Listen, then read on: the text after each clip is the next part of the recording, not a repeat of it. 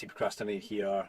This is another video. I haven't talked to you guys for a wee while. I've been really busy setting up a new business, and this is pretty much what I'm going to talk about. One, to apologise that I've not been here. At the minute, I'm still not planning on releasing the midweek video and also the weekend video, just because honestly it's just been really labour intensive getting the business off the ground, getting it getting it up to the point where I'm ready to launch, and that's what I've been working on at the moment. So yeah, so we're almost there, and again I do apologise for not releasing any videos. What I would like to say, so I would like to basically talk about where I'm at with the business model. As you know, I bought a Maserati Gran Turismo S supercar. Now supercar, oh, that opens up a whole new can of worms, right? Is it a supercar? It is a supercar, it's not a supercar. It really depends on who you talk to. Definition wise, a bit vague, but let's just call it a super sports car that's a Grand Tourer with a Ferrari F430 engine, reboard out 4.7 with 460 brake horsepower, enough said, right? Up to 60 in 4.6 seconds. So anyway, it's a very fast car, a very exotic car. It's a very nice car. It's actually a very nice car to drive, and it's certainly not cheap by a long ways, right?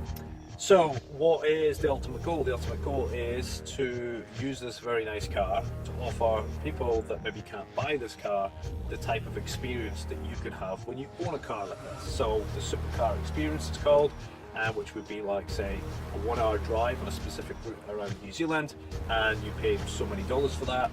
Might be you want to book it for a wedding, might want to be a ball, or some kind of special occasion, right? There's a few different variants that I have at the moment that I feel are services that I've decided that are going to be services moving forward, and whether or not I add to that over the next period of time remains to be seen. So check it out, link below, www.extremex, with an X and X on the end, with no E.co.nz, and let me know your thoughts on that one. So the website, so there we go. So next point, the website is all complete.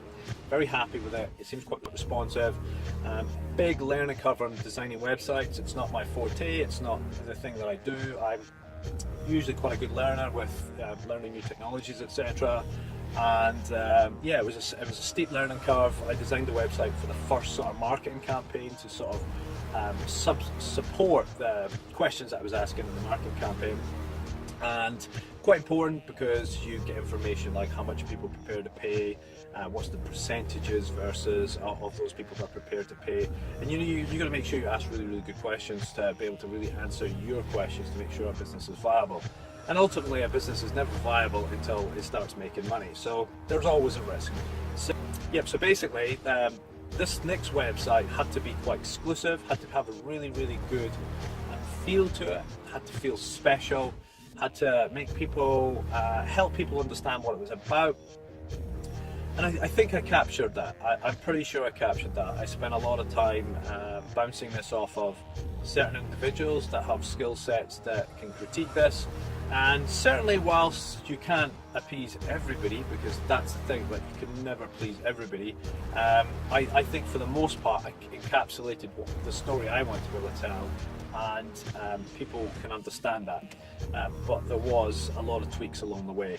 The responsiveness of the website was something interesting. So for anybody else looking to design a website, and I'm sure there may be somebody out there that knows there's another way to do this, but from what I've learned, even if you take a template, because this is using WordPress, even if you use a template and you say, hey, I want to just replace all this content with this, add in a couple of pages, and job done, and it says it's responsive to different devices such as your mobile phone, tablet, etc., you'll actually find that the responsiveness is a bit flaky, so it doesn't really look that good.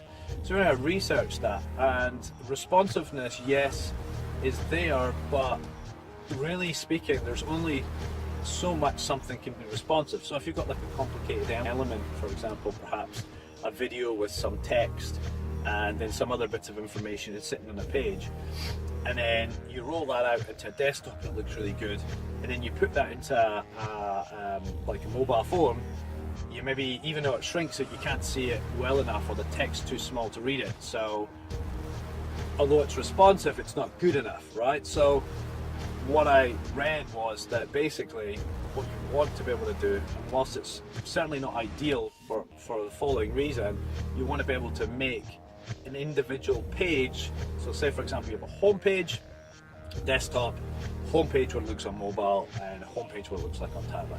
Sometimes you find what looks on good on tablet will cross over with mobile, and some content won't, because obviously it's a larger screen. So that works out really, really well. So that's what it did, and it made a huge improvement. Honestly, it made it far more responsive, far better to look at, far easier to read and navigate. However, the limitations of this, that if I decide I want to change certain components or content within the web design, I actually have to go out and I have to change that, not just on the desktop, I have to change that on the individual pages because they're not linked. So whilst it's a positive outcome, there are some negative components that you need to think about. So if you had a website that was constantly changing all of the time, that wouldn't be the model that you'd want to roll with. You'd want to choose a template and a design that tells a story that kind of conforms better to the responsive element of like a mobile phone versus tablet. So that would be the only bit of advice that I'd give there.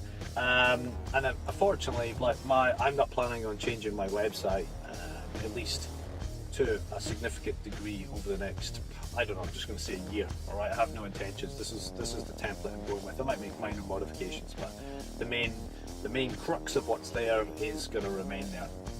So that's that. So with regards to the business getting off the ground, we're probably around 3 to 4 weeks away, and what we're waiting on, what I'm waiting on, is the problem when you talk about a company, use it in the we're, as in us, whereas in fact it's just me, but that's the way it goes. So what I'm waiting on is just the endorsements, just the endorsements that allows me to be able to drive the vehicle with passengers, but most importantly with paid passengers. Okay. Now, one of the other things that was kind of cool is that Uber is over in New Zealand. I did think about, well, it'd be kind of fun to be able to turn up and pick somebody up as an Uber driver in this. Now, I actually did see a couple of guys do that with Lamborghinis on YouTube, which was really quite amusing. They were obviously limited because they turned up at one point and there was 2 to pick up. Not so cool because he only had 1 seat, so they had crashed 2 people in the passenger seat, which was really quite funny. But that being said, I don't know, like I'm playing with all sorts of marketing stunt ideas at the moment in my head about getting ready for launch. But one thing I will be doing, and this applies to anybody that watches me in New Zealand that pretty much lives in the Wellington region or travels to the Wellington region, I'll be giving away a couple of free rides or drives, and they're worth like $180 each.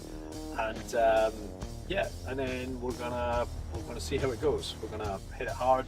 We're going to market it hard, and let's see if we can get this business off the ground. And fingers crossed, it's good. If I was to look at 3 different scenarios, one where it fails, well, honestly, it doesn't really fail because I bought this myself, so I pay for it myself, so I can drive it myself. Number 2, it does okay, but I can't expand it, so that means that I run this car for the next few years. Maybe I look to buy another car and carry it on because I enjoy doing it. Number 3, it does well, and within a year perhaps I start looking for another car to add in, and also perhaps a driver to do it full time for me.